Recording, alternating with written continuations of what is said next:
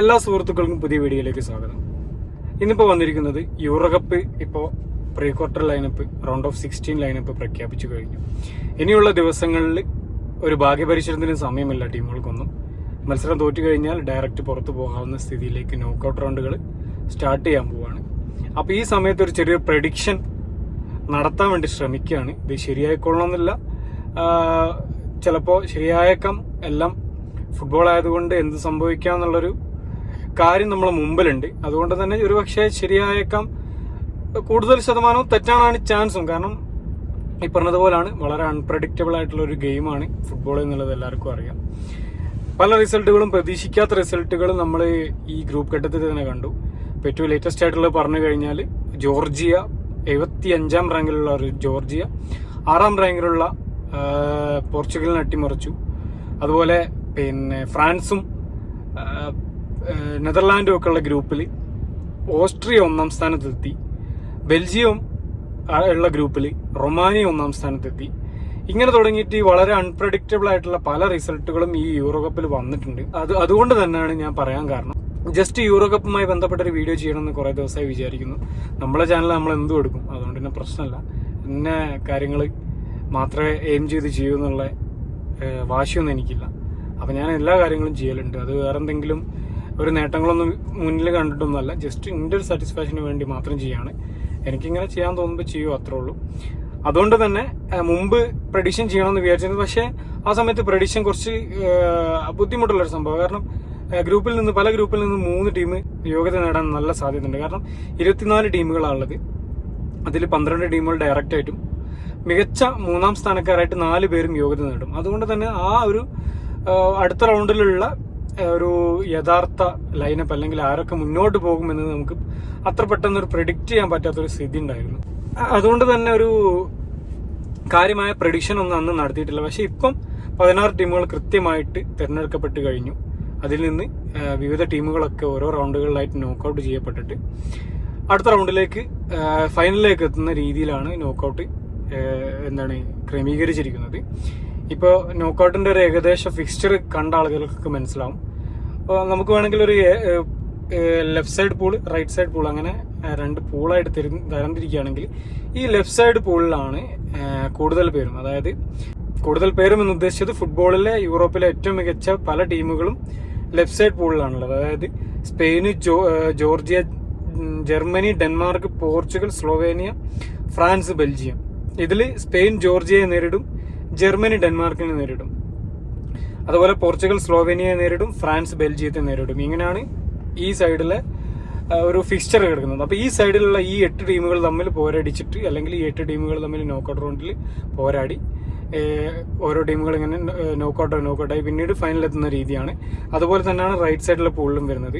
Romania, Holland, Austria, തുർക്കി, England, Slovakia, Italy, Switzerland. ഈ 2 പൂളുകളും വെച്ച് നോക്കുകയാണെങ്കിൽ ലെഫ്റ്റ് സൈഡിലെ പൂള് കുറച്ചൊരു ടഫസ്റ്റ് ആയിട്ടുള്ള ഫിക്സ്ചറുകളാണ് പൊതുവെ തരാൻ സാധ്യത. അത് പറയാൻ കാരണം ഈ Spain, Germany, Portugal, France, Belgium, അതുപോലെ ഡെൻമാർക്ക്, ഇങ്ങനെ തുടങ്ങി 6ഓളം മികച്ച ടീമുകളാണ് ഈ സൈഡിലുള്ളത്. നേരെ മറിച്ച് ഇപ്പുറത്തെ റൈറ്റ് സൈഡിലെ പൂളിലേക്ക് നോക്കിക്കഴിഞ്ഞാൽ ഹോളണ്ട്, അതേപോലെ ഇംഗ്ലണ്ട്, ഇറ്റലി, പിന്നെ വേണമെങ്കിൽ നമുക്ക് സ്വിറ്റ്സർലാൻഡും ആ ലിസ്റ്റിലേക്ക് എടുക്കാം. ഇങ്ങനെ ഒരു 4 ടീമുകളാണ് ഒരു ശക്തമായ ടീമുകൾ എന്ന് പറയാനുള്ളത്. പക്ഷെ അതിൽ ഒരു അട്ടിമറിക്ക് കെൽപ്പുള്ള ഓസ്ട്രിയ ഉണ്ട്, അതുപോലെ റൊമാനിയ ഉണ്ട്, തുർക്കിയൊക്കെ ഉണ്ട്. പക്ഷെ നമ്മളൊരു യൂറോപ്പിലെ മികച്ച വമ്പന്മാർ അല്ലെങ്കിൽ മികച്ച ടീമുകൾ എന്ന് എണ്ണാൻ സാധ്യത അധിക രാജ്യങ്ങളും ഇപ്പുറത്തെ ഗ്രൂപ്പിലാണ് വന്നുപെട്ടിരിക്കുന്നത്.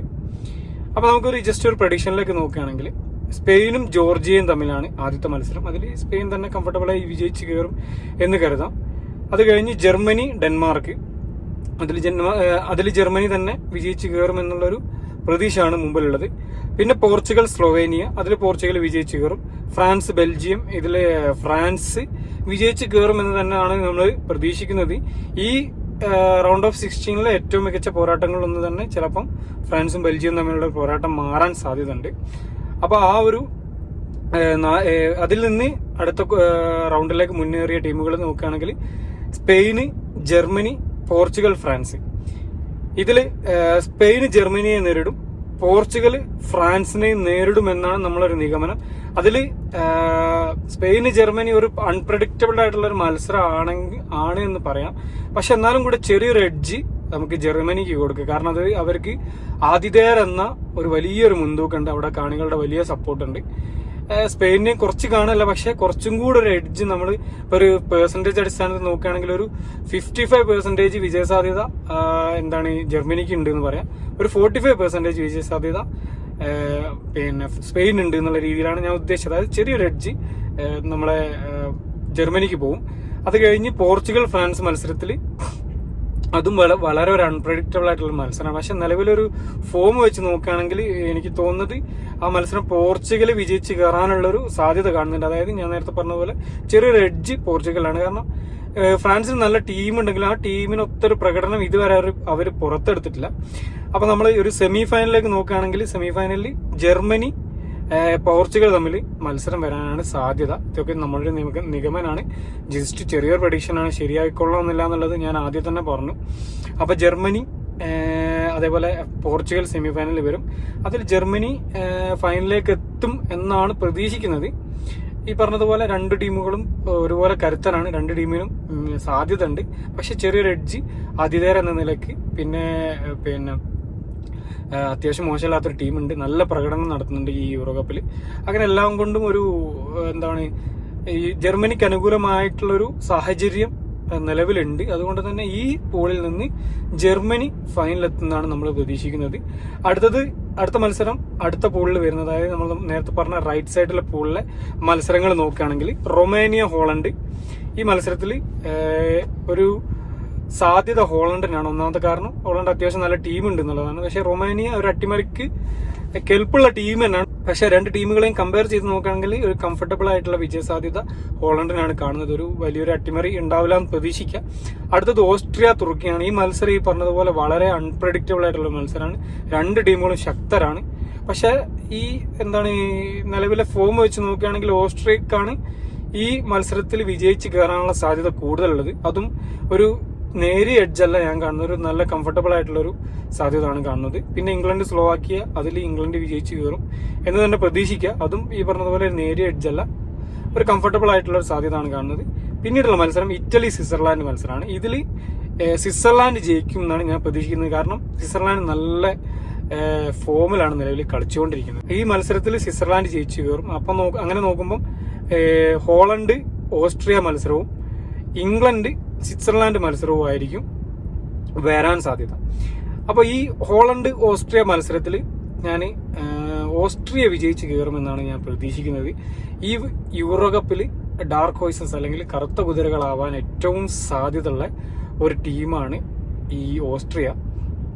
അതുകൊണ്ട് തന്നെ അവരൊരു ഫൈനൽ വരെ മുന്നേറിയാൽ പോലും അത്ഭുതമൊന്നും വേണ്ട.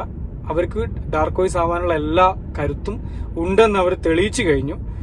അപ്പോൾ ഈ മത്സരത്തിൽ ഹോളണ്ട് ഓസ്ട്രിയ തമ്മിലുള്ള മത്സരത്തിൽ ഓസ്ട്രിയ വിജയിച്ച് സെമിയിലേക്ക് മുന്നേറുമെന്ന് പ്രതീക്ഷിക്കുക.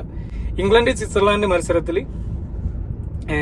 രണ്ട് ടീമിനും തുല്യ സാധ്യത ഉണ്ടെങ്കിലും ചെറിയൊരു എഡ്ജ് ഇംഗ്ലണ്ടിന് ഉണ്ടാവും എന്നുള്ളൊരു പ്രതീക്ഷ ഉണ്ട്. കാരണം അവർക്ക് നല്ലൊരു ടീമുണ്ട്. മുന്നോട്ടുള്ള മത്സരങ്ങളിൽ അവർ മത്സരത്തിന്റെ ഒരു ഗതി മാറ്റിമറിക്കും, അല്ലെങ്കിൽ താരങ്ങൾ കുറച്ചും കൂടി ഒരു മികച്ചൊരു ഫോമിലേക്ക് എത്തും എന്നുള്ളൊരു പ്രതീക്ഷ ഉണ്ട്. അതുകൊണ്ട് തന്നെ ഈ മത്സരത്തിൽ നമുക്ക് ഇംഗ്ലണ്ട് വിജയിച്ച് കയറുമെന്ന് പ്രതീക്ഷിക്കുക. അപ്പോൾ ഇംഗ്ലണ്ട് അതേപോലെ ഓസ്ട്രിയ സെമി ഫൈനലിൽ വരാനുള്ള സാധ്യത ഉണ്ട്. ഇതിൽ ഇംഗ്ലണ്ട് ഈ പറഞ്ഞതുപോലെ ഫൈനലിലേക്ക് മുന്നേറും എന്നുള്ളൊരു സാധ്യതയാണ് നമ്മൾ കാണുന്നത്.